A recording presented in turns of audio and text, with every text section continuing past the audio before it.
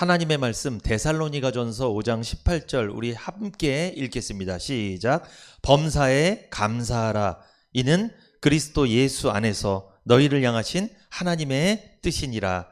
아멘. 감사는 하나님의 뜻입니다. 라는 제목으로 오늘 은혜를 나누겠습니다. 오늘 본문이 데살로니가 전서입니다. 이 데살로니가 전서는 이 바울이 이 데살로니가 교회에 보낸 두 개의 편지 중에 첫 번째 편지가 데살로니가 전서입니다. 바울이 두 번째 선교 여행 중에 이 마케도니아 지역의 도시였던 데살로니가의 교회를 설립했습니다. 이 데살로니가 교회 성도들이 바울이 전한 복음을 듣고 믿음으로 구원의 확신을 갖게 되었습니다. 그들이 구원받은 게 너무나 감사해서 이 복음에 대한 열정과 믿음이 굉장히 강렬하게 나타났어요. 이 복음에 대한 열정과 믿음이 강렬하게 나타나면 나타날수록 많은 성도들이 예수를 믿게 되고 구원받게 되었지만, 그 반대로 이 데살로니가 교회 성도들을 향한 박해와 핍박이 강렬해졌습니다. 더욱 거세졌죠. 이 데살로니가 교회 성도들은요, 이 극심한 핍박과 박해 속에서 자기 신앙을 지켜야 됐어요. 당시 이 로마 제국에 통치했습니다. 이 로마 제국의 엄청난 핍박, 그리고 이방신들을 숭배하는 이단들, 이런 사람들의 극심한 핍박이 있었어요. 바울은 데살로니가 교회 성도들이 신앙을 유지하고 소망을 잃지 않도록 격려하기 위해서 이 데살로니가 전서 후서 편지를 쓴 거예요. 오늘날도 마찬가지입니다. 여러분, 이 믿음을 가지면 가질수록, 내가 신앙을 중요하게 생각하면 생각할수록 뭘 받죠? 받는 게 있어요. 은혜도 받지만 뭐도 받아요? 겸하여? 핍박도 받아요. 막 괴롭혀요, 옆에서. 그러니까 내가 교회에 더 깊어지잖아요? 그럼 옆에서 괴롭히는 사람이 나타나요, 반드시. 힘들게 해요, 막 힘들게. 그래서 일부러 교회에 깊어지지 않으려고 하는 분들도 있어요. 핍박 안 당하려고. 적당하게 살려고 하는 분들이 있는데, 아무튼 핍박 받습니다. 나 너무 하나님이 좋아지면 좋아질수록 세상은 나를 괴롭힌다는 거예요. 계속 막. 내가 예수가 좋아지면요, 세상이 나 싫어해요. 근데 내가 예수를 덜 좋아하잖아요? 세상도 나 좀 좋아해져요, 그러면. 마저 그러시잖아요. 맞아요, 정말. 이 데살로니가 교회 성도들이 구원받고서 예수가 너무 좋아지니까 핍박이 거세졌다는 거예요. 엄청난 핍박을 당했어요. 이 데살로니가 전서에서 바울이요, 무엇을 강조했냐면 예수 그리스도의 재림, 다시 오시는 예수님에 대해서 강조를 했습니다. 당시에 이 성도들은요, 예수님의 재림이 임박했다고 믿었습니다. 그래서 막 궁금증이 있었어요. 이거예요. 그러니까 너무 핍박이 심하니까 차라리 주님이 오셨으면 좋겠다. 너무 힘드니까 여기서. 주님 오시는 때가 된 거 아니야? 그런 생각이 들었던 거예요. 그래서 주님 언제 오시나? 막 궁금해졌어요. 주님의 재림에 대해서. 그리고 이 사람이 죽잖아요. 이 죽은 성도들이 예수님의 재림 때 어떻게 될지에 대해서도 막 궁금했어요. 궁금한 것을 뛰어넘어서 막 우려스러운 생각까지 했어요. 과연 죽은 사람들은, 예수 믿고 죽은 사람들은 예수님 오시면 어떻게 되나? 우린 잘 모르는데, 궁금하다가 나중에 막 우려스러운 거예요. 막 걱정이 되는 거예요. 그래서 바울이 그들에게 가르쳤습니다. 이 데살로니가 전서에 보면 그리스도 안에서 죽은 자들, 예수 믿고 죽은 자들은 부활하여 주님과 함께 있게 될 거라고 막 가르쳐줬어요. 이 소망의 메시지를 전했습니다. 그래서 재림에 대한 바른 이해를 갖도록 만들었죠. 오늘 본문은 데살로니가 전서 5장이잖아요. 바울이 이 데살로니가 전서 5장을 쭉 한번 나중에 보시면 예수님의 재림이요, 도둑처럼 갑자기 온다고 설명했습니다. 여러분, 도둑은 예고하고 와요, 갑자기 와요? 예수님도 그렇게 오시는 거예요. 예수님이 도둑은 아니신데 갑자기 오시는 거예요. 예고하고 오지 않아요. 언제 올 줄은 아무도 모릅니다. 주님만 아십니다. 그건. 갑자기 오기 때문에 도둑처럼 깨어 있어야 된다고 바울이 가르쳤어요. 그냥 있으면 안 된다, 여러분. 깨어 있어야 된다. 여러분, 신랑이 왔는데 신부가 잠자고 있으면 돼요, 안 돼요? 신부가 깨어 있어야지 신랑을 맞이해야지. 예수님이 우리 신랑인데 우린 예수님 신부고 깨어 있어야 될 거 아니에요. 예수님 오시면 갑자기 오시는데. 그래서 예수님의 재림을 기다리는 성도들이 어떤 태도로 살아야 될 것인가에 대해서 바울이 이야기를 쭉 해준 거예요. 그렇게 불안하게 우려하면서 염려하면서 살 게 아니다. 그건 잘못된 거다. 예수님 재림하시는 건 맞다. 언제 올지도 모른다. 그러나 우리가 이렇게 살아야 된다라는 걸 알려주려고 이 데살로니가전서를 기록한 거예요. 예수님의 재림을 기다리는 동안 성도들이 가져야 할 태도가 뭡니까? 서로 격려하고 서로 사랑하며 악을 멀리하고 죄를 멀리하며 항상 기뻐하며 쉬지 말고 기도하고 범사에 감사라고 그 태도에 대해서 예수님의 재림을 기다리는 성도들의 삶에 대해서 바울이 가르쳤던 거예요. 그래서 데살로니가전서 5장에 우리가 잘하는 말씀이 있는 거예요. 어떤 말씀? 항상 기뻐하라. 쉬지 말고 기도하라. 범사에 감사라. 이것이 너희를 향한 하나님의 뜻이다. 오늘 본문이잖아요. 그런 배경에서 이런 말씀을 가르쳤다는 거예요. 예수님이 이제 재림할 거니까 항상 기뻐하라. 쉬지 말고 기도하고 범사에 감사해라. 이렇게 살아라. 막 우려하고 걱정하고 염려하고 이렇게 살지 말고. 예수님의 재림을 기다리는 성도들에게 바른 신앙생활을 할 수 있도록 권면하는 메시지였다는 거죠. 데살로니가 교회 성도들뿐만 아니라 오늘을 살아가는 우리 시흥은혜 교회 성도들에게도 바울이 권면합니다. 우리들에게도 예수님이 다시 오실 겁니다. 그러면 우리는 어떻게 살아야 돼요? 예수님 오시면 난 어떡하나? 나 불안해서 이렇게 사는 게 아니고 항상 기뻐하십시오. 쉬지 말고 기도하세요.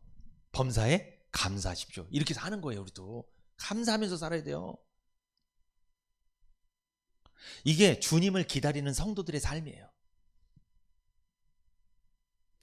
데살로니가 교회 성도들이 복음에 깊이 들어가면 들어갈수록 은혜가 깊어질수록 뭘 많이 받았다? 박해와 핍박을 많이 받은 것처럼 우리 성도님들도 만만치 않습니다. 세상에 나가보십시오. 핍박과 박해가 많습니다. 많잖아요. 지금 세상에서 얼마나 예수 믿는 사람들 막 괴롭혀요. 얼마 전에 우리 10월 27일 그 한국교회 연합예배 드렸잖아요. 이 동성혼을 합법화 시키려고 하고 차별금지법, 이 포괄적 차별금지법, 이거 악법이거든요. 이거를 막 통과시키려고 하고 이런 것들이 얼마나 우리 예수 믿는 사람들을 얼마나 위협해요. 막 괴롭히고 신앙생활 못하게 만드는 거예요. 여러분, 이 포괄적 차별금지법 통과되면요 하나님 아버지라고 말 못합니다. 아버지라고 말 못해요. 그거 걸리는 거예요. 그것도 이 설교를 제대로 못해요. 용어를 사용하면 다 걸려요. 그러니까 교회가 없어지는 거예요. 그렇게 되면 악법입니다. 어느 날 아들이 아들을 데리고 와서 며느리라고 소개를 하지 않았나? 딸이 딸을 데려와서 사위라고 소개하지 않나?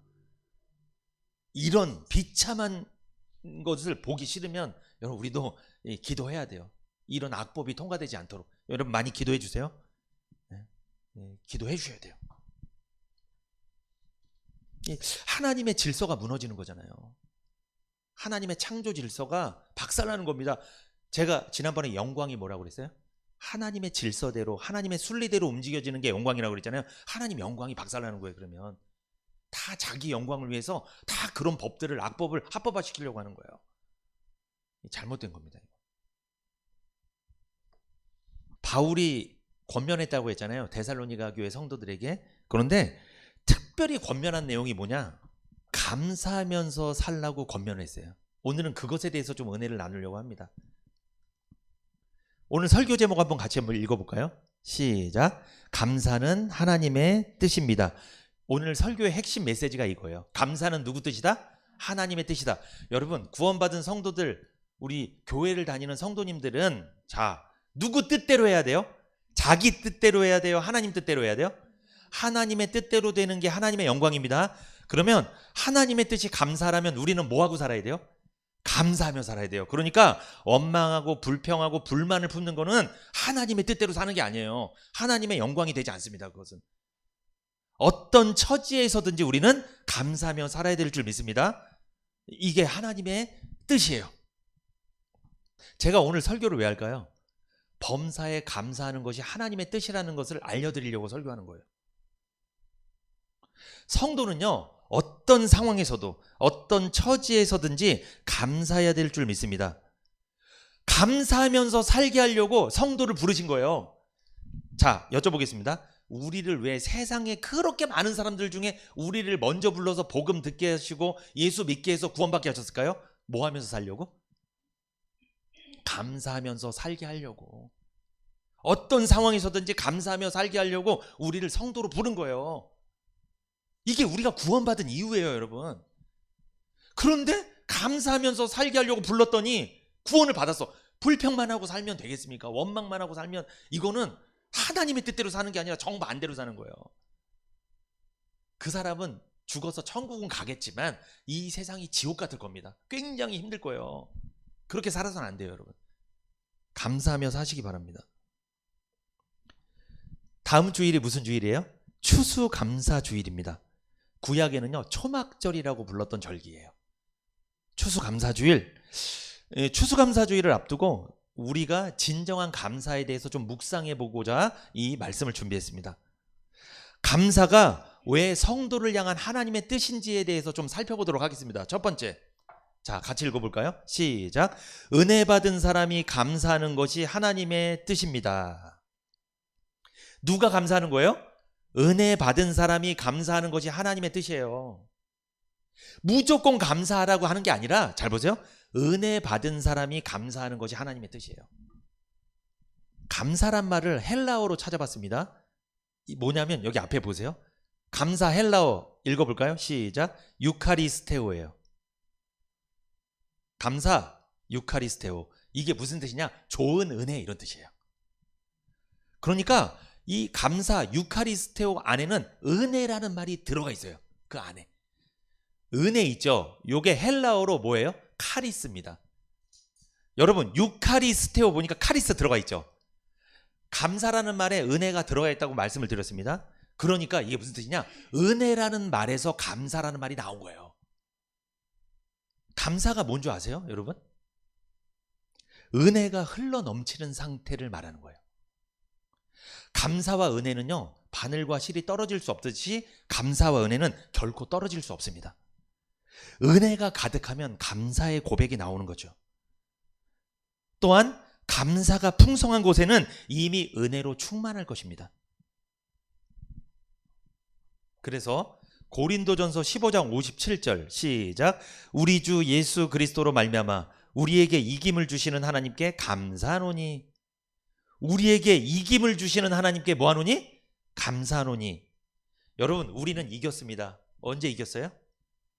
십자가에서 예수님이 사망을 이기셨죠. 어떻게 이기셨어요? 예수님 십자가에서 우리 죄 때문에 벌 받아서 죽으셨습니다. 사망을 당했어요. 그대로 끝났어요? 사흘 만에 어떻게 하셨어요? 사흘 만에 부활하셨죠. 원래 죽은 사람은 다시 살아나면 말도 안 되는 건데 주님은 사망을 이기고 살아나신 거예요. 부활이 그 사망을 이겼다는 증거잖아요, 부활이. 그래서 예수님이 우리 죄 때문에 죽으셨습니다. 다시 살아나셨습니다. 이걸 믿는 우리들은 예수님과 함께 이긴 자라는 거예요. 우리가 이긴 거예요. 사망을 이긴 거예요. 그래서 우리는 이 세상에서 한 번은 죽지만 영원히 사망당하지 않아요. 영원한 천국에 들어가게 될 줄 믿습니다. 그래서 우리가 사망을 이긴 거예요. 누구 때문에? 예수님 때문에. 그래서 우리는 뭐 해야 된다? 하나님께 감사해야 된다, 이 말씀이에요. 우리에게 이김을 주셨다는 거예요. 내가 이긴 게 아니라 예수님이 사망을 이겼는데, 부활하셔서 이겼는데 그걸 우리에게 은혜로 공짜로 주셨다는 거예요. 그래서 우리도 이기게 됐다는 거예요. 그래서 우리는 뭐 해야 된다? 감사해야 된다, 이 말씀이에요. 여러분, 현대어 성경을 제가 찾아봤어요. 고린도전서 15장 57절 현대어 성경 시작.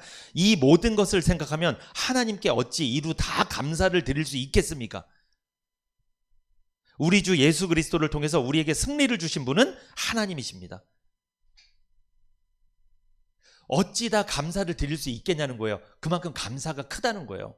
왜? 은혜를 받았으니까. 어떤 은혜? 구원의 은혜. 사망을 이기는 은혜를 받았잖아요. 여러분, 은혜를 받은 사람이 감사합니다. 반대로 은혜를 못 받으면 감사가 안 나와요. 뭐가 나올까요? 불평이 나옵니다. 데살로니가후서 2장 13절 같이 읽어봅니다. 시작. 주의 사랑하시는 형제들아, 우리가 항상 너희를 위하여 마땅히 하나님께 감사할 것은 하나님이 처음부터 너희를 택하사 성령의 거룩하게 하심과 진리를 믿음으로 구원을 얻게 하심이니. 바울이 이야기합니다. 데살로니가 교회 성도들을 바울이 생각할 때마다 감사가 넘쳤대요. 하나님께 감사가 넘쳤대요. 왜?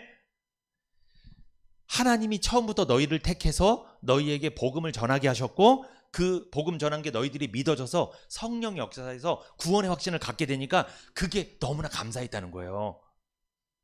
그러니까 구원의 은혜를 받은 사람들 때문에 감사했다는 거예요. 아까 제가 무슨 말씀 드렸어요? 은혜는 카리스, 감사는 유카리스테오. 둘 다 연관이 있다고 그랬죠. 은혜 받은 사람이 감사하는 거예요. 그래서 현대인 성경 데살로니가후서 2장 13절. 그러나 주님의 사랑을 받는 형제 여러분, 우리는 여러분을 생각할 때마다 하나님께 감사하지 않을 수 없습니다. 하나님께서는 처음부터 여러분을 선택하여 성령으로 거룩하게 하시고 진리를 믿어 구원을 받게 하셨습니다. 그래서 감사하지 않을 수 없습니다. 감사가 뭐라고 그랬어요? 헬라어로? 유카리스테오. 이것은요, 은혜를 깨달았을 때 할 수 있는 거예요. 누가 감사할까요? 은혜를 깨달은 사람이 감사하는 거예요. 하나님께든 사람에게든 은혜 받았다고 깨달은 사람이 감사하게 돼 있어요. 누군가 나에게 선물을 줬는데 당연하게 여기면 감사가 없겠죠. 근데 이것이 내가 도저히 받을 자격이 없는데, 나한테 주시면 안 되는데 나한테 줬어. 이게 뭐가 나오는 거예요? 그래서 은혜를 받았다고 생각이 들어요. 받을 수 없는데 받았다고 생각이 들어요. 감사가 넘칠 거예요. 받을 만하다고 해서 받으면요, 감사 없어요. 그러면 당연하다고 생각하죠. 만약에 마음속에 깊은 감사가 없고 입술에 감사의 고백이 흘러나오지 않고 있다면 여러분, 은혜를 사모하십시오. 모든 감사의 시작은 은혜입니다. 어떤 분이, 목사님 저는 요즘에 감사가 없습니다. 제 삶에 불평뿐입니다. 축복합니다. 이렇게 기도하셔야 돼요. 뭐 달라고? 은혜 달라고. 은혜가 오면 감사는 나오는 거예요. 반응이 나오는 거예요. 여러분, 감기 바이러스 들어가면 콧물 나오고 재채기 나오고 기침 나오는 것처럼 은혜가 주입이 되면, 투입이 되면, 여기 마음속에 은혜가 딱 임하면 감사합니다 나오는 거예요. 그러니까 어떻게 기도하셔야 돼요? 감사하라. 범사에 감사를 했으니까 나 감사해야지. 절대 안 돼요. 그거 안 돼. 그런다고 되는 게 아니에요. 은혜만 들어가면요, 은혜 받으면요, 나와요. 그냥 나오는 거예요, 감사가. 새롭게 부어주시는 은혜도 중요합니다. 그러나 은혜가 은혜인 것을 깨닫는 게 더 중요합니다. 내게 주신 모든 것이 은혜라고 믿어집니까? 모든 것이 은혜. 그 찬양 요즘 유행하잖아요, 많이. 이 찬양만 부르지 마시고 진짜 믿어지세요? 내게 주신 모든 게 은혜라고? 현재 내가 누리고 있는 모든 것이 당연한 게 아니고 하나님의 은혜라고 믿어집니까? 내 생명도, 가족도, 건강도, 내 진로도, 미래도, 내가 만나는 만남도 모두 다 은혜인 줄 믿습니다. 저는 여러분 만난 것도 은혜라고 생각해요. 은혜입니다. 하나님께서 붙잡아 주셨기 때문에 가능한 것들이었습니다. 은혜가 은혜라고 느껴지지 않을 때, 은혜가 당연하다고 느껴질 때, 그때 감사가 사라지는 거예요. 은혜가 메마르면 감사도 메마릅니다. 모든 삶의 불평과 원망과 그것만 남는 거예요. 시편 116편 12절 같이 읽어봅니다. 시작. 여호와께서 내게 주신 모든 은혜를 무엇으로 보답할꼬? 얼마나 은혜를 많이 받았는지 무엇으로 보답할꼬? 그런데 여러분, 이 사람이 뭘 많이 받아서 이런 고백을 할까요? 내가 받은 게 은혜라고 느껴지니까 이 고백을 할까요? 내가 받은 게 은혜라고 느껴지면요, 많이 받은 것처럼 느껴져요. 그래서 감사하게 되는 거예요. 여러분 뭐 받으셨어요? 하나님께? 한번 받은 복을 세워보세요. 이 추수감사주일은 그 세워보는 날이에요. 받은 복을 세워보는 날. 없는 것만 세워보지 마시고 있는 거 한번 세워보세요. 있는 거.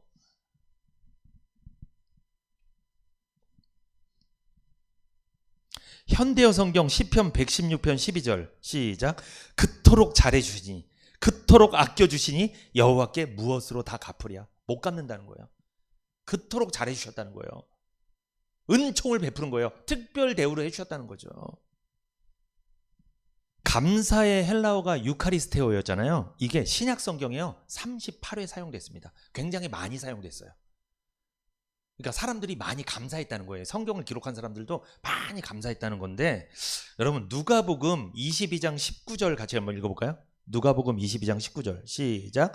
또 떡을 가져 사례하시고 떼어 저희에게 주시며 가라사대 이것은 너희를 위하여 주는 내 몸이라 너희가 이를 행하여 나를 기념하라 하시고. 이 말씀은 주님이 마지막 성만찬을 하신 말씀이죠. 사랑하는 제자들에게 이제 내가 십자가를 지고 세상을 떠나야 된다. 너희 죄를 위해서 내가 대속의 죽음을 당해야 된다. 희생돼야 된다. 그리고 사흘 만에 살아날 것이다. 너희와 이제 마지막 식사를 하는데 그때 뭘 하신 거예요? 떡을 떼시고 포도주를 주시면서 이 떡은 내 살이고 이 포도주는 내 피다. 나를 기념해라 말씀하신 거잖아요. 그래서 우리는 성찬식을 하는 거 아니겠습니까? 여기 보면요. 누가복음 22장 19절에 사례하시고 있죠. 요거를 제가 헬라어를 찾아봤어요. 요게 뭐냐면 유카리스테오예요. 감사, 그거예요. 똑같은 말이 쓰였어요. 유카리스테오, 감사. 그 말이 사례하시고에 똑같이 쓰인 거예요. 제가 현대어 성경을 찾아봤습니다. 누가복음 22장 19절 시작. 예수께서는 또 떡을 들어 감사의 기도를 드리신 다음 그것을 떼어 제자들에게 주시며 말씀하셨다. 이것은 너희를 위하여 주는 내 몸이다. 나를 기념하면서 이것을 먹어라. 감사의 기도라고 돼 있죠. 요게 우리 개역 한글 성경엔 사례하시고 이렇게 돼 있는 거예요. 요게 뭐다? 유카리스테오, 감사란 뜻이에요. 고린도전서 11장 24절에 같이 읽습니다. 시작. 축사하시고 떼어 가라사대 이것은 너희를 위하는 내 몸이니 이것을 행하여 나를 기념하라 하시고. 이 고린도전서 11장 24절에 축사하시고 요것도 유카리스테오예요.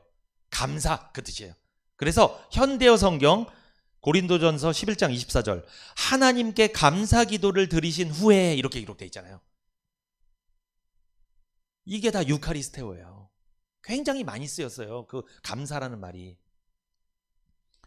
마가복음 14장 23절 시작.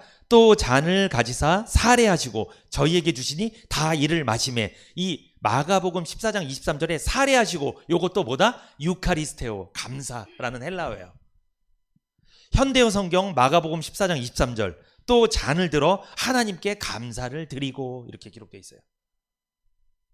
마태복음 26장 26절에 한번 볼까요? 시작. 저희가 먹을 때 예수께서 떡을 가지사 축복하시고 떼어 제자들을 주시며 가라사대 받아 먹으라 이것이 내 몸이니라 하시고. 여기 마태복음 26장 26절에 축복하시고 이것도 유카리스테오, 감사라는 헬라어가 쓰였습니다. 현대인 성경으로 가서 확인해 볼까요? 마태복음 26장 26절 그들이 먹을 때 예수님은 빵을 들어 감사 기도를 드리고 이렇게 돼 있어요. 정리해 보면 감사가 뭐예요? 유카리스테오. 이게 좋은 은혜라고 했죠. 은혜는 카리스죠. 여러분 성찬을 헬라어로 찾아보니까 뭐예요? 유카리스티아예요. 다 비슷하죠. 말이. 성찬이 유카리스티아예요. 여러분 보세요. 유카리스테오랑 유카리스테오에 뭐가 들어가 있어요? 카리스가 들어가 있죠. 은혜가 들어가 있죠. 그러면 여러분 은혜라는 말에서 감사가 나왔고요. 은혜라는 말에서 성찬이 나온 거예요. 성찬이 뭡니까? 죄인의 모양으로 세상에 친히 오셔서 구원해 주신 예수님의 사랑을 맛보며 예수님과 하나됨을 기억하고 기념하는 거룩한 의식이 성찬입니다. 그 성찬의 중요한 요소가 여러분 은혜와 감사라는 거예요. 성찬, 유카리스티아 이것은 은혜에서 나왔잖아요. 은혜는 감사랑 연관되어 있다고 그랬잖아요. 그러므로 여러분 성찬은요 감사를 통하여 주님을 기념하는 거예요. 그리고 감사하며 주님과 하나 되는 의식입니다. 그래서 여러분 여기서 우리가 알 수 있는 거 감사는 내 기분이나 감정 요게 아니에요. 사람들 보통 감사하는 게 느낌, 기분, 감정 요거로 생각해요. 성경적인 감사가 뭔지 아십니까? 이것은 주님과 하나됨을 기념하는 거룩한 신앙 고백이에요. 우리가 복음을 듣고 죄를 용서받을 때 누구랑 하나 되는 거예요? 그때 성령 세례를 받고 누구랑 하나 되는 거예요? 주님과 하나가 되는 거예요. 주님은 우리의 머리가 되시고 우리는 그 주님의 몸이 되는 거예요. 하나가 되는 거예요. 이 신앙 고백이 뭐예요? 그게 감사예요. 감사. 그것을 기념하는 게 감사하면서 기념하는 게 성찬이고. 주님께 받은 구원의 은혜와 삶의 은혜를 감사하며 은혜 주신 주님을 기념하는 게 성찬입니다.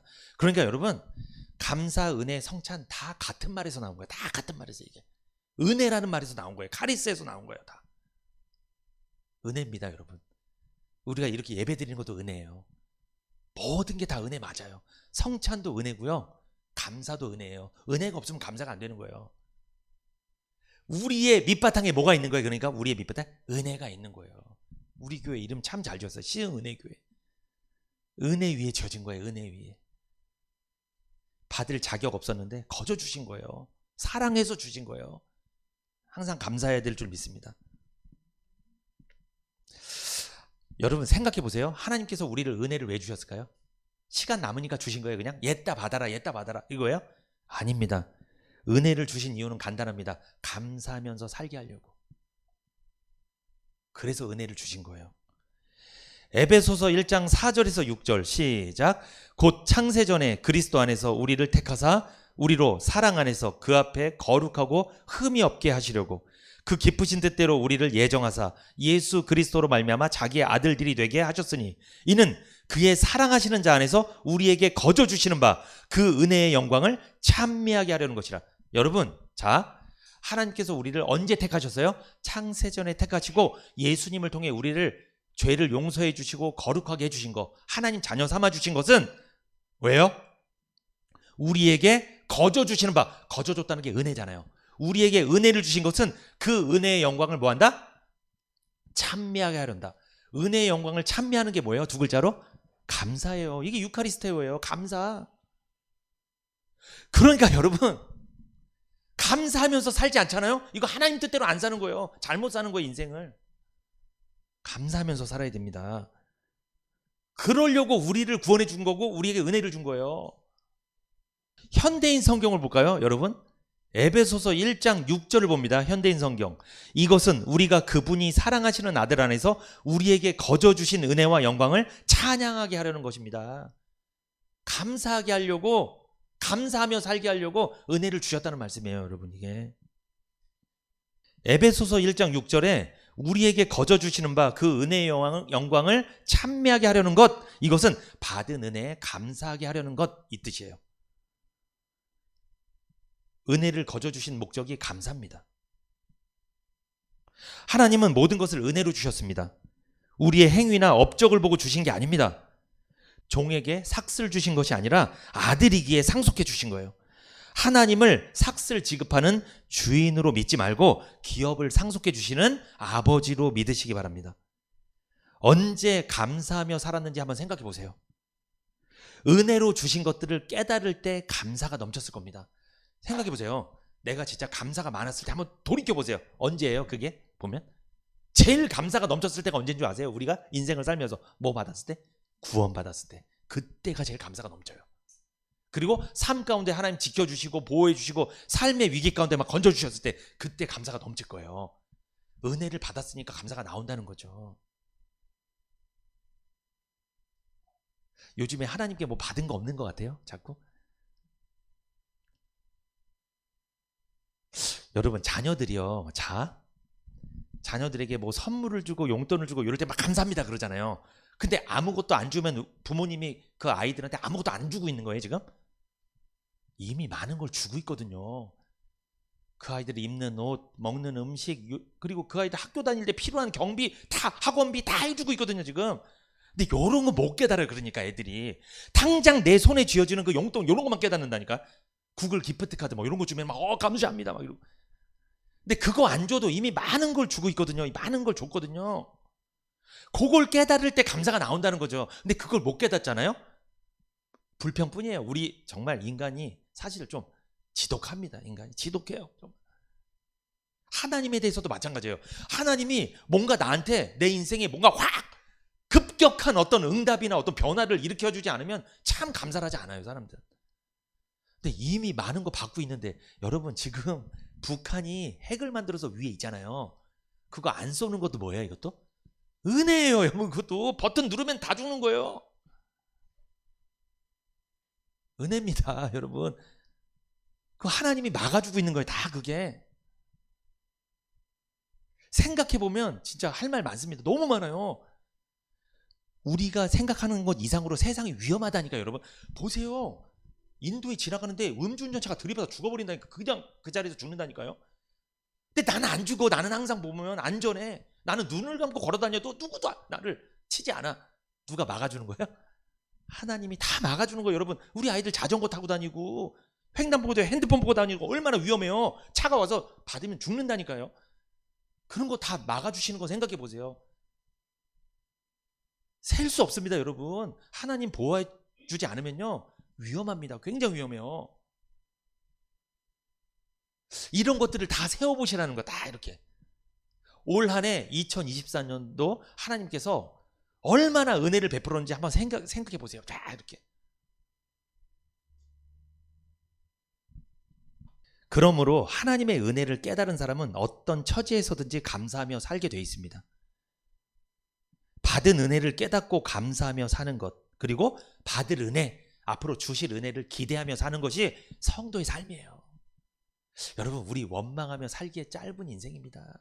길어야 100년도 못 사는데 왜 이렇게 불만이 많은가 막 그 말을 해요. 이제 그 말은 중단하시고 이제 감사합니다 하시기 바랍니다. 오늘도 너무나 감사해요. 맛있는 음식이 또 기다리고 있으니까 우리 얼마나 감사한지 몰라요.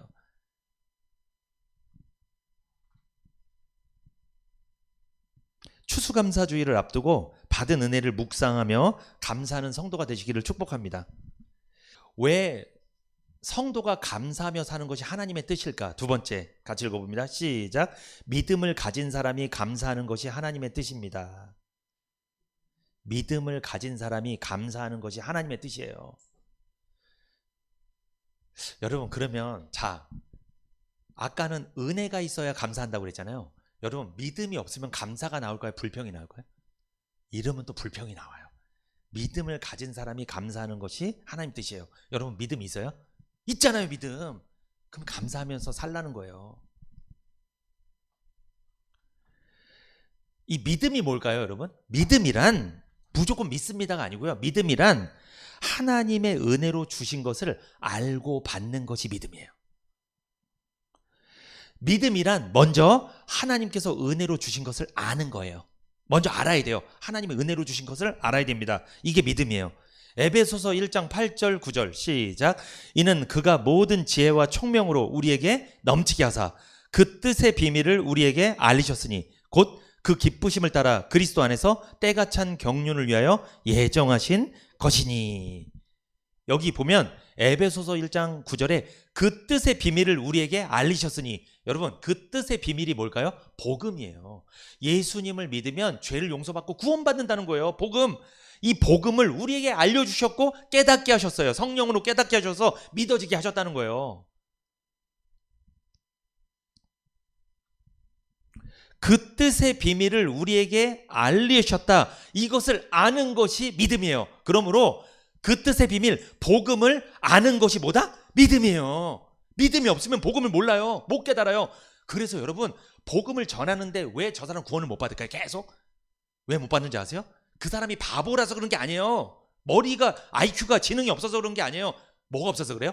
믿음이 없어요. 믿음이 없으니까 못 깨닫는다니까요. 못 깨달아요. 좋은 대학교 나와도 소용없어요. 박사여도 소용없습니다. 예수 믿고 구원 받으세요. 못 깨달아요. 믿음이 없어서 안 되는 거예요. 그거는 성령께서 믿음을 안 주셔서 그건 안 되는 거예요. 성령께서 믿음을 주실 때 그게 깨달아지는 거예요. 아, 이게 은혜구나. 아, 나 이거 믿어야지. 이렇게 되는 거예요. 그러면 그때 뭐가 나온다? 감사하게 되는 거예요. 그러니까 믿음 있는 사람이 감사하게 돼 있어요. 믿음 없는 사람은 절대 감사 안 해요. 그 뜻의 비밀을 우리에게 알리셨다. 그래서 알게 되었다. 그래서 나는 감사한다. 현대어 성경 여러분 에베소서 1장 8절에서 9절. 그리고 하나님께서는 모든 지혜와 총명을 갖게 하는 풍성한 은혜를 주셨습니다. 그리스도를 보내신 심오한 뜻을 우리에게 알리셨습니다. 심오한 뜻을 우리에게 알리셨다는 거예요. 그걸 우리가 알게 됐다는 거죠. 성령께서 역사하셔서. 그래서 믿음이 우리가 생겼다는 거죠. 믿음이 있다는 거죠. 그래서 감사하게 되었다는 거죠.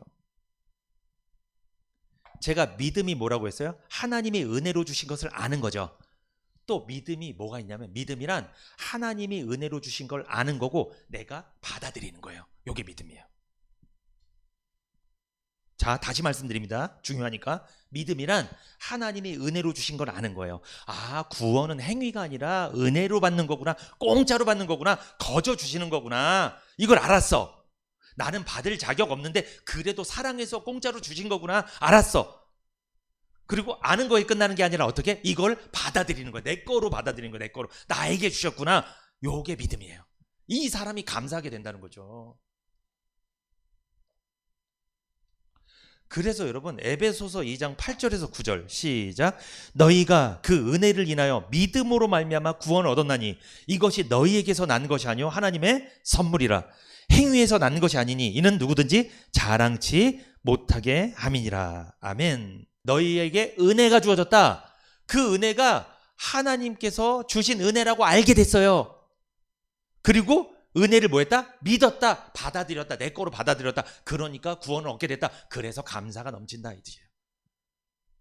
현대어 성경 에베소서 2장 8절에서 9절 읽어봅니다. 시작. 여러분이 그리스도를 믿음으로 구원받은 것은 순전히 하나님의 은혜입니다. 여러분이 그리스도를 믿게 된 것조차도 여러분의 자발적인 의지로 된 것이 아니라 하나님께서 주신 선물입니다. 이렇게 구원은 우리가 선한 일을 하여 받은 보수가 아니므로 아무도 자신의 선행을 내세워 자랑할 수 없습니다. 우리가 예수가 믿어져서 구원받은 것도 하나님의 은혜입니다. 그래서 구원받은 사람은요, 하나님이 은혜 주셨다는 걸 알고 그리고 그걸 내 거로 믿은 사람이에요. 그러니까 뭐가 나온다? 입에서 고맙습니다. 감사가 나오는 거예요. 이 순서예요, 순서 이게. 그래서 여러분 믿음을 가진 사람이 하나님께 감사하는 거예요. 구원받은 사람이 감사하는 거예요. 그래서 여러분 구원 못 받은 사람의 대표적인 특징 불평이에요. 감사하지 않아요. 여러분 구원을 못 받았는데 교회에서 감사하는 거 보셨어요? 없어요. 감사 없어요. 구원받은 사람이 감사하는 거예요. 하나님의 은혜로 주신 것을 믿음으로 받은 사람이 감사하게 돼 있죠. 은혜를 믿음으로 받지 않으면 감사가 없습니다. 은혜를 믿지 못하는 사람은 진정한 감사를 드릴 수 없어요. 어떤 어르신한테 예수님 믿고 구원받으세요. 어르신 80평생 살았던 그 모든 죄를 예수님이 다 가져가시고 어르신 의인 만들어주려고, 어르신 하나님 자녀 만들어주려고 예수님이 대신 십자가에서 그 죄값을 치르셨습니다. 이걸 지금 믿으면 어르신은 하나님 자녀가 됩니다. 말씀드렸어요. 그러면 못 써. 그래. 그 죄는 내가 해결해야 돼. 내가. 자, 이분은 은혜를 받아들인 거예요? 거부한 거예요? 거부했죠. 근데 왜 거부했을까요? 뭐가 없는 거예요? 마음속에? 믿음이 없는 거예요. 거부하는 거예요. 그래서 그럼 이 사람은 감사가 있을까요? 없을까요? 그래서 없는 거예요. 감사가. 은혜도 모르고 은혜인 줄도 모르고 믿음도 없고, 그러니까 감사랑은 관련이 없는 거죠. 하나님께 절대 감사하지 않아요. 이 사람은. 이런 사람들이 이렇게 살다가 지옥 가는 거예요. 결국. 얼마나 안타까워요. 이 세상에든 자식 잘 건사하고 가정 잘 꾸리고 그렇게 착하게 살았는데 나중에 도착한 곳이 지옥이라면 얼마나 이게 비참한 거 아닙니까 이게. 왜 성도에게 감사하며 사는 것이 하나님의 뜻일까요? 세 번째, 시작. 복받은 사람이 감사하는 것이 하나님의 뜻입니다. 복받은 사람이 감사하는 것이 하나님의 뜻입니다. 하나님은 우리에게 왜 복을 주셨을까요? 한번 설명해 보세요. 왜 복을 주신 거예요? 뭐 하면서 살게 하려고? 감사하며 살게 하기 위해서 복을 주신 거예요. 하나님께 받은 복을 깨닫고 하나님께 감사를 드려야 합니다. 감사로 제사를 드리는 것, 감사하는 마음으로 예배를 드리는 것이 하나님께 영광이 됩니다. 자, 시편 50편 23절 시작. 감사로 제사를 드리는 자가 나를 영화롭게 하나니 그 행위를 옳게 하는 자에게 내가 하나님의 구원을 보이리라. 자, 뭐로 제사 드리래요? 감사로. 감사하는 마음. 어디에 감사하는 마음? 나를 구원해 주신 것에 대한, 은혜 주신 것에 대한 감사하는 마음. 그리고 나에게 믿음 주셔서 하나님의 은혜를 알게 하시고 받아들이게 하신 것에 대한 감사. 그리고 내가 이 가정, 이 자녀, 내가 이 사업, 이 직장, 나의 삶의 모든 것 주신 거 감사하는 마음으로 뭘 드려라? 예배를 드리는 자에게 내가 영광을 받겠다. 그렇게 감사하는 마음으로 예배 드리는 자가 나를 영화롭게 한다. 나에게 영광 올려드리는 거다. 그 행위를 옳게 하는 자에게 내가 하나님의 구원을 보이리라. 여기서 구원을 보이리라 이것은요, 우리가 천국 가는 그 영혼 구원을 말하는 게 아니에요. 이 구원은 무슨 구원? 삶의 구원을 말하는 거예요. 그러니까 감사하는 마음으로 예배드리고 감사하면서 살면은 내가 삶에서 널 건질 거야. 건져. 네가 위급한 상황에 내가 건져줄 거야. 그러니까 하나님은 누굴 먼저 건질까요? 많은 사람들이 있어요. 예수 믿는 많은 사람들이 있는데 먼저 건져주는 사람이 있어요. 어떤 사람? 뭐 하는 사람? 감사하는 사람, 고맙습니다 하는 사람. 그 사람 먼저 건져요. 그 사람은 항상 구원을 맛봅니다. 이미 영혼 구원은 맛봐서 구원은 받았고 천국 가는 건 확정됐고 이 세상에서도 구원을 맛봐요. 위기 가운데 이상하게 어떻게 하나님 은혜를 주세요. 계속 도와주시고 피할 길을 열어주시고 벗어나게 하시고 몸이 아팠는데 건강하게 하시고. 여러분 지금 몸 아픈 분 있어요? 약만 드시지 마시고 뭐 해야 돼? 뭐? 감사해야 돼요. 고맙습니다. 감사합니다.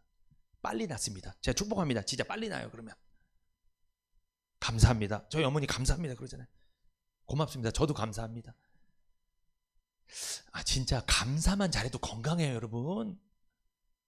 받은 복을 세어보라. 돈만 세지 마시고 받은 돈만 세지 마시고 받은 복을 세어보세요.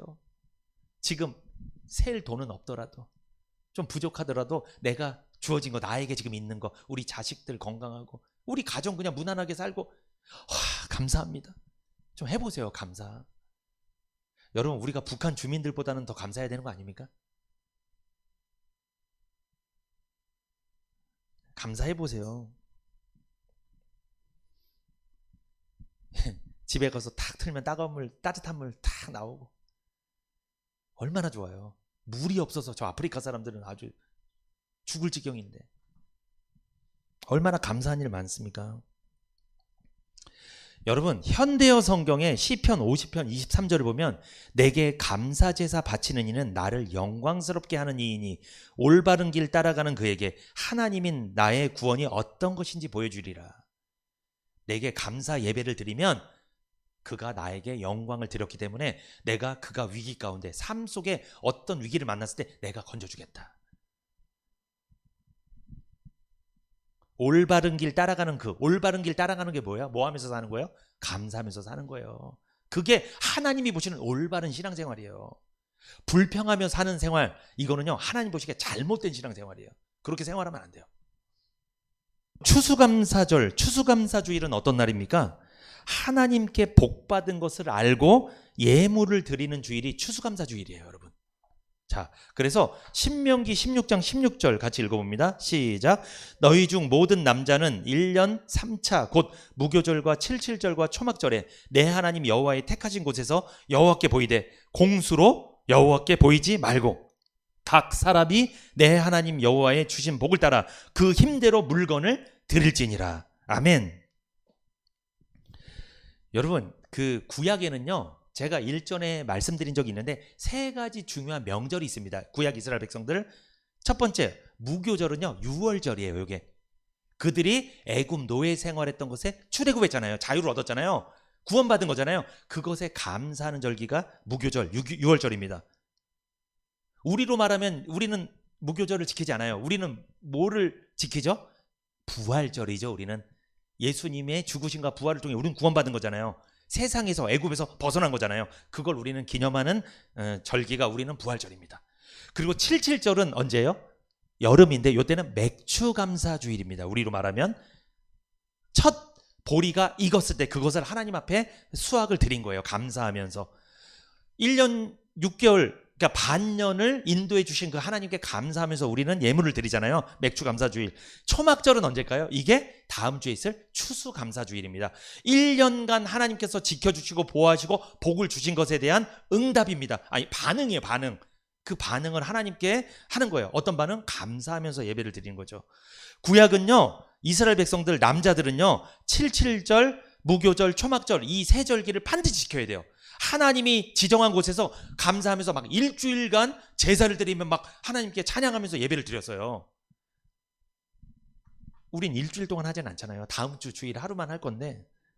그런데 여러분 여기 보면 공수로 여호와께 보이지 말고 이게 무슨 말씀이에요? 현대어 성경입니다. 신명기 16장 16절. 이스라엘의 모든 남자들은 1년에 3번씩 여호와께서 성소로 지정하실 곳으로 가서 여러분의 하나님 여호와의 얼굴을 배워야 합니다. 곧 6월절과 77절과 초막절에는 여러분이 여호와의 얼굴을 배워야 하는데 언제나 빈손으로는 가지 마십시오. 16장 17절. 많든지 적든지 여호와께 예물을 가지고 가되 여러분의 하나님 여호와께서 주신 복에 따라서 예물을 가지고 가십시오. 이게 무슨 말이에요? 내가 1년 동안 하나님께서 나에게 복을 50개를 주셨어. 그러면 그만큼 예물을 바치라는 거예요. 받은 것만큼 감사하는 마음으로 드리라는 거예요. 그러면 여러분 50개 받은 사람이랑 복을 50개 받았다고 느낀 사람이랑 100개 받았다고 느낀 사람은 예물이 차이가 날까요? 안 날까요? 나겠죠. 근데 차이가 나도 괜찮다는 거예요. 자기가 복을 얼마나 받았는지를 묵상해보고 감사하는 정도에 따라서 내라는 거예요. 하나님 앞에 드리라는 거예요. 예물을. 신명기 16장 17절. 각 사람이 내 하나님 여호와의 주신 복을 따라 그 힘대로 물건을 드릴지니라. 힘대로 하라니까 없는 것까지 끌어다가 막 대출 받아서 하라는 게 아니고, 힘대로가 무슨 뜻이에요? 여러분의 하나님 여호와께서 주신 복에 따라서 얼마나 복을 받았는지 묵상해보고 그것에 따라서 예물을 하나님 앞에 드려라. 그런데 여러분, 목사님 저는 하나도 복 받은 거 느껴지지 않는데요? 그러면 안 드리겠죠. 아예 안 하겠죠. 그분은. 그것도 어쩔 수는 없는 거예요. 본인이 느껴야 하는 건데 이걸 뭐 강제로 하라고 할 수도 없잖아요. 하나님도 그 힘대로 여호와께 복을 받은 걸 느끼는 대로 얼마나 받았는지 인식하는 대로 하라고 그랬잖아요. 그렇게 우리는요 빈손으로 나오면 안 됩니다. 여러분 다음 주 추수감사주일에는요 빈손으로 오는 게 아니에요. 여러분 예물을 하나님 앞에 감사 표시를 해야 됩니다. 신명기 16장 15절 같이 한번 읽어볼까요 여러분? 자 시작. 내 하나님 여호와께서 택하신 곳에서 너는 7일 동안 내 하나님 여호와 앞에서 절기를 지키고 내 하나님 여호와께서 내 모든 물산과 내 손을 댄 모든 일에 복 주실 것을 인하여 너는 온전히 즐거워할지니라. 이 이스라엘 백성들은 1년 동안 하나님께서 주셨던 복을 묵상하고 힘대로 주신 복에 따라서 예물을 드렸잖아요. 그런데 주신 복을 감사하며 드린 개념도 있지만 어떤 것? 앞으로 주실 벗에 대해서, 주실 복에 대해서 감사하며 또 기대하며 예물을 드렸다는 거예요.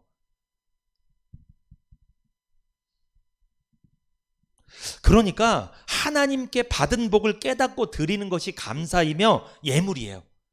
또한 받을 복에 대하여도 감사드리는 날이 추수감사주일이라는 거예요. 다음 주에 오셨을 때 1년 동안 주신 복에 대해서 감사하는 마음으로 예물을 드리시고 또 내년 또 1년 동안 내년 추수감사주일까지 하나님께서 어떤 복을 주실지 기대하면서 드리라는 거예요. 자, 현대인 성경 신명기 16장 15절. 여러분은 지정된 예배처에서, 아무 데서나 드리라고 했어요? 지정된 예배처라고 했어요? 여러분이 지금 섬기는 이 교회에서, 여러분은 지정된 예배처에서 7일 동안 이 명절을 지키면서 여러분의 하나님 여호와께서 여러분의 농사와 여러분이 하는 모든 일에 복을 주신 것을 감사하고 기뻐하십시오. 이 받은 복을 세어보는 추수감사주일이 되시기를 축복합니다. 또한 받을 복을 기대하며 보내시는 추수감사주일이 되기를 축복합니다. 하나님은요 받은 복을 아는 사람에게 더 복을 주시는 하나님이에요. 복을 복인 줄 알지 못하는 사람은요 복을 많이 못 받습니다. 그리고 받을 복을 기대하는 사람에게 복을 많이 주시는 하나님입니다. 결론입니다. 추수감사주일을 앞두고 받은 은혜, 받은 복을 묵상하시고 감사하는 마음을 가지십시오. 또한 받을 복을 기대하십시오. 이것이 바로 하나님의 뜻입니다. 이것이 성도가 살아야 될 감사하며 사는 삶입니다.